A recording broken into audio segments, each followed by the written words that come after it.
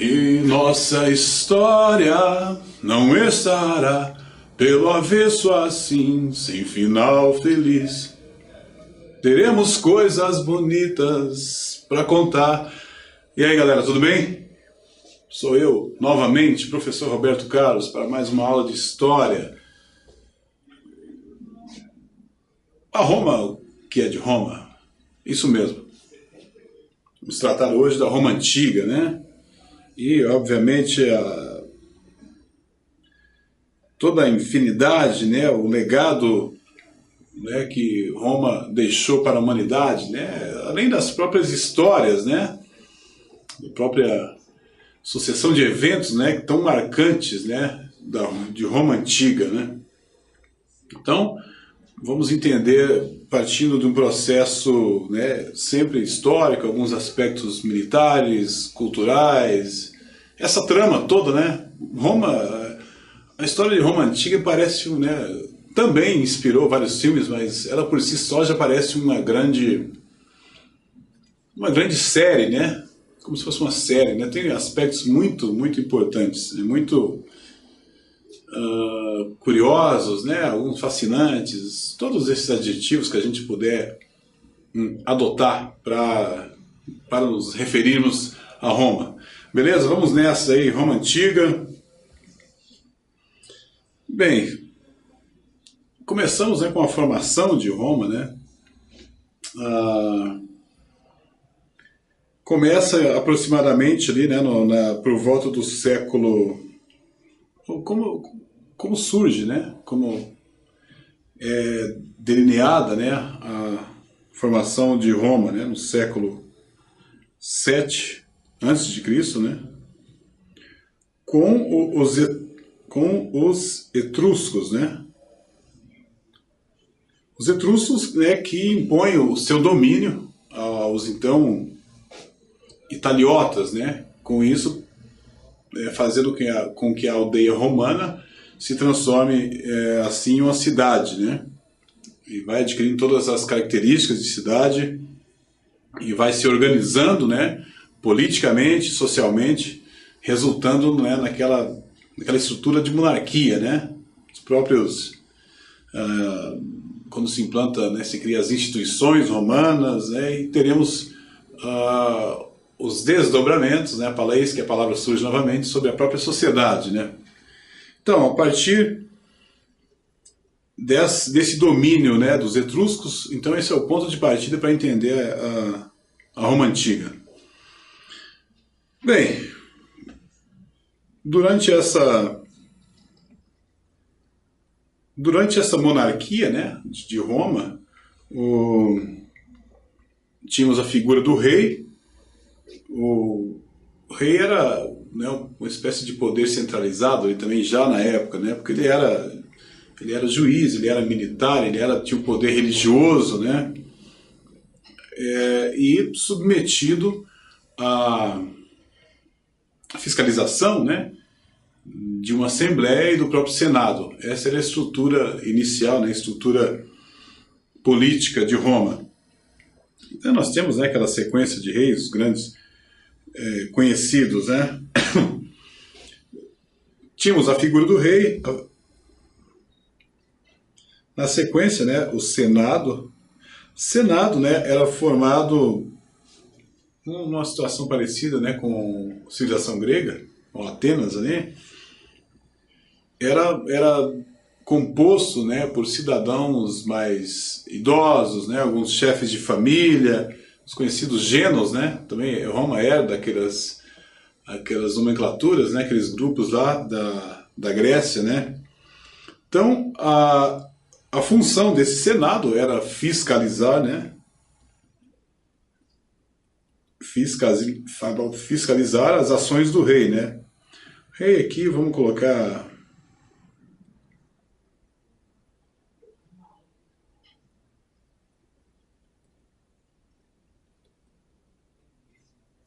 Então, as atribuições, né, do rei, juiz, chefe militar, também o poder religioso. O Senado se encarregava de fiscalizar, né, todas as ações, né, implementadas ou implantadas pelo rei, e aquela conhecida Assembleia que era composta, né, por cidadãos, assembleia ou assembleia curial, né? Então essa assembleia compunha todos os cidadãos, né, agrupados. Seus membros eram, então, além da própria parte, né, parte dos cidadãos ali, tinha alguns soldados, né, naquela intenção de poder estruturar já um exército. Então a função dessa Assembleia Curial era, além de eleger, né, os funcionários, tinha o poder, né, de aprovar algumas leis também, né, assim como tinha essa atuação no nível da administração realizada, né, pelo rei e pelos demais funcionários, é óbvio, né? A sociedade romana apresentava, então, a gente vai chegar em cultura romana aqui, no aspecto que diz respeito à sociedade, havia, então, algumas categorias, né, que formavam, né, essa sociedade. Primeiro nós tínhamos a figura dos patrícios, né, que eram cidadãos romanos, grandes proprietários de terras, que mais? Proprietários de escravos, né, proprietários de rebanhos, enfim. Tinham alguns, né, privilégios, alguns direitos políticos, né, e poder de atuação, né, no próprio exército, na religião, na administração, mas não com um caráter formal, né, mas por serem, né, já surge ali, né, os grandes proprietários. Durante a história a gente percebe que eles sempre tiveram, né, algumas prerrogativas, né, junto ao poder, alguns privilégios. Então isso se verificou ao longo do tempo, né? A história nos traz muito claro isso, né? Tínhamos também os clientes, né? Clientes eram homens livres, né? Que se associavam, né, aos patrícios, né? Fornecendo algum tipo de serviço, proteção, ou seja, eles estavam ali caminhando, né, lado a lado, mas nessa estratificação social, abaixo, né, dos patrícios. E, finalmente, um termo que ganhou a própria contemporaneidade, que é a ideia de termos os plebeus, né? Eram homens livres, né? A plebe se dedicavam aos trabalhos diversos, né? Ao comércio, ao trabalho agrícola. Essa plebe, então, compunha a grande parte, né, da população romana. Então, essas regiões, né, a partir dessas conquistas, durante esse período monárquico, essa plebe tinha pouquíssimos direitos, né, ou, na verdade, nenhum tipo de direito no que diz respeito à atuação na política, a assembleia, né, a assembleia curial. Então essa era a característica da plebe, né, nesse contexto aí. E os escravos, né, em sua grande composição, sua grande maioria, eram prisioneiros de guerras, né? As guerras travadas naquele período ali eram distribuídos, né, em trabalhos domésticos, trabalhos agrícolas, e o senhor, né, proprietário dessas terras, que decidia normalmente o futuro desses escravos, né? A partir dessa monarquia aí, nós temos uma transição para aquela que ficou conhecida, né, como a República Romana. A República Romana traz com ela algumas instituições políticas, né, e com caráter de expansão militar, né.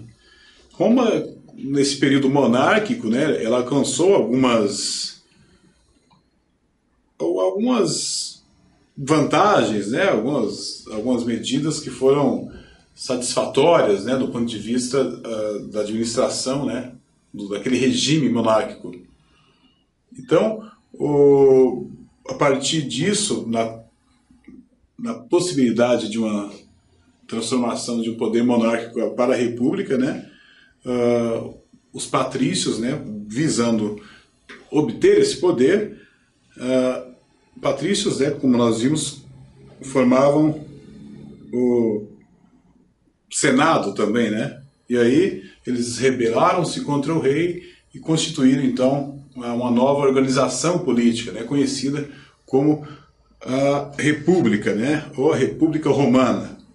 Algumas características, né, dessa República Romana, esses patrícios então trazem, né, já uma estrutura social que lhes permite, né, que lhes favorece, né, o domínio sobre toda Roma, né, alcançando assim alguns privilégios, é claro, né, uma classe que almejou o poder e conseguiu e procura instituir condições, né, implantar condições para que sejam então beneficiados.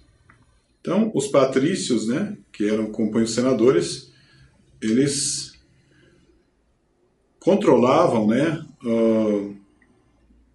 os altos cargos, né, na República. Eram cônsuls, magistrados, né, assim se estabelecia também nesses moldes aí, nessa estrutura, havia a Assembleia dos Cidadãos. Mas a gente vai pensar o quê? Que a Assembleia dos Cidadãos, então, os cidadãos comuns, né, vamos chamar assim, a plebe, teria algum poder de decisão nessa estrutura de poder? Claro que não, né? A Assembleia se encarregava também de dar conta de controlar, né? Manobrar, né, essa Assembleia composta pelos cidadãos. E a partir daí, né, desse controle, que surge um conflito, né, também marcante nesse período da República, que é o conflito entre patrícios... Travou? Sim. Conflito entre patrícios e plebeus. Vejamos então algumas características. Sabemos, né, que os plebeus eles formavam a maioria da população, né, sendo então que também não tinham direitos, né, sobre as decisões políticas, tinham na verdade alguns deveres, né. Alguns dos deveres era participar, né, lutar pelos exércitos, pagar impostos, né, que isso sempre, né, recai sobre a população também, né. Então, compor o exército, levando em conta, né, que Roma necessitava de um exército forte, né, poderoso, numeroso, os plebeus se constituíam, né, como um grupo indispensável, né, na formação desse exército, né, já que eram a maioria. E os plebeus, então, nesse momento, tomam consciência de que são importantes, né, para a formação dos exércitos, que são a maioria, né, e eles começam a se recusar a servir o serviço militar. A partir disso, né, cria-se, né, uma longa luta, né, entre patrícios e plebeus que durou, né, várias décadas. Esse período ocorre então a luta por esses direitos, né, direito de participar das decisões políticas, né, os plebeus, é claro, exercer alguns cargos políticos, participar, né, das decisões que estavam completamente nas mãos dos patrícios, né? E a gente pegar um saldo, né, como sempre, né, as consequências, né, desse conflito, alguns ganhos, as conquistas, né, realizadas pela plebe,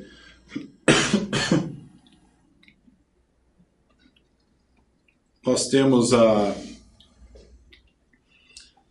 primeiro uma espécie de negociação, né? Esses plebeus, né, ou a plebe, para que pudessem retornar ao serviço militar, eles fazem algumas exigências aos patrícios, né? Primeiro, né? Comício da plebe.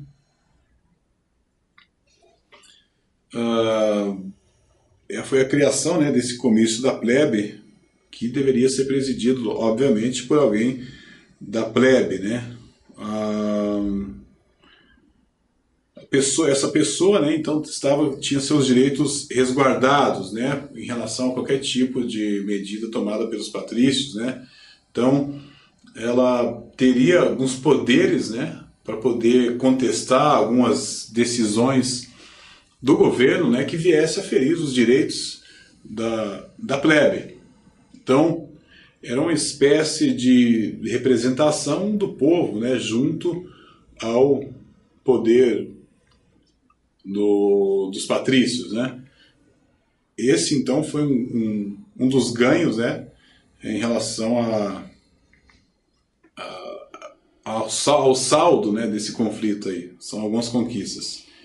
Outras conquistas da plebe, né, que ocorreram, só para nos situarmos aqui, isso tudo começa a ocorrer a partir ali do século do ano 450, né, AC. Alguns aspectos importantes, até para efeito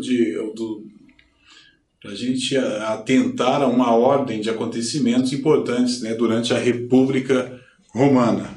Primeiro, a lei das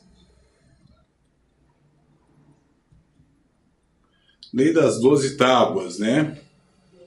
Ou seja, juízes especiais decretariam leis escritas.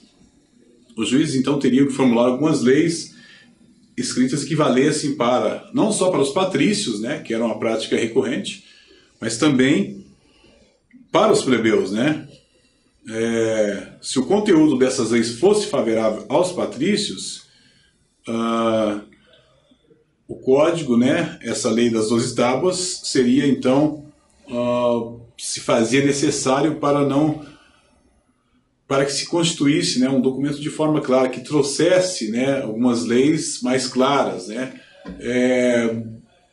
que impossibilitasse qualquer tipo de fraude, de arbitrariedade, enfim, de manipulação. Entendem? Tranquilo? Então, uma das conquistas. Além da lei das 12 tábuas, temos a lei Canuleia. A lei, lembra que as reivindicações lá dos plebeus, entre outras, né, eram pela participação política e etc. Lá, uma das reivindicações era ter o direito de um plebeu se casar com patrícios, né? Sabe, essa união de classes, né? Então, a partir disso, essa lei Canuleia, só vamos trazer aqui as datas para não nos perdermos. 450 AC, a lei de Canuleia em 1445. Essa lei previa, né, autorizava o casamento entre patrícios e plebeus. Logicamente, né, nesse contexto, né, normalmente os plebeus com uma condição melhor, os plebeus ricos. Plebeu, pessoal, como foi mencionado aqui, era uma classe, né, dentro desses plebeus havia comerciantes, né, pessoas relativamente já financeiramente bem-sucedidas. Então, essa lei autoriza, mas na prática isso não ocorre, né, de forma muito intensa, né, a ideia de plebeus conseguirem casar com os patrícios, não de um modo geral. Alguns plebeus, como eu disse, bem-sucedidos, né, financeiramente, conseguiam esses arranjos matrimoniais aí. Ainda, o que mais? Vamos apagar isso aqui e partir para o próximo. mantendo ainda as conquistas dos plebeus.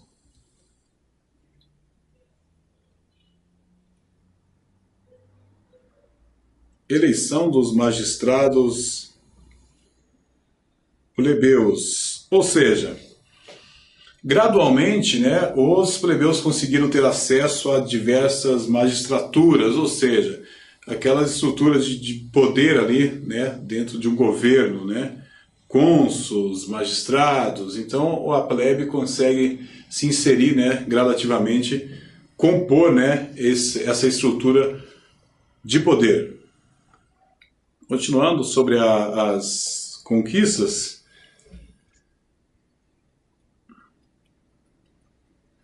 proibição da escravidão por dívidas. A figura do escravo, né, nessa época era de limitação, né, no que diz respeito à sua atuação, né, trabalho, não tinha total liberdade, né, para poder sair daquela situação. Mas essa lei traz o seguinte, né, os romanos tinham essa prática, né, os patrícios, né, plebeus que ficavam eventualmente em dívida com os patrícios eram transformados em escravos, né? Como eu disse, isso era muito comum na época. Então essa lei de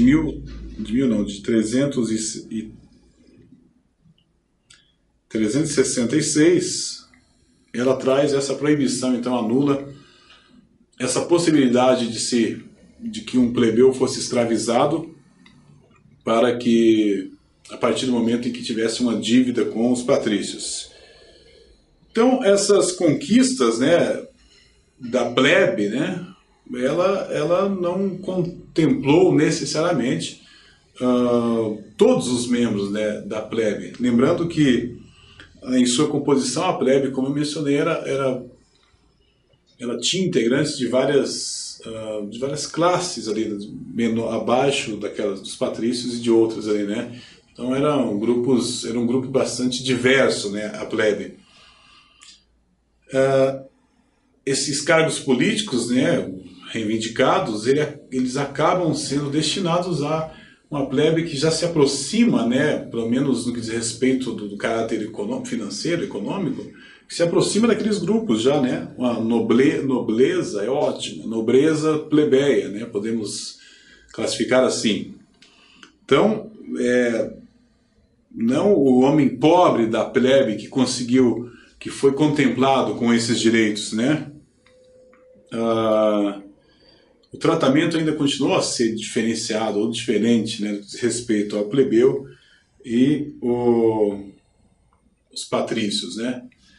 Então, basicamente é isso. Essa aula é a primeira aula sobre a Roma Antiga, né, entender essas questões, né, de caráter político, da república. Em outro momento traremos aqui, na próxima aula, outras características, né, dessa Roma Antiga aqui. Teve um desenvolvimento, né, bastante conturbado em alguns momentos, né, mas que também traz esse legado importante, né, no que diz respeito à sua organização, né, e veremos também como esse Império Romano ele entra em declínio, né, em determinado momento, algumas causas, né, e de um modo geral é isso. Traremos então, conto com vocês na próxima aula.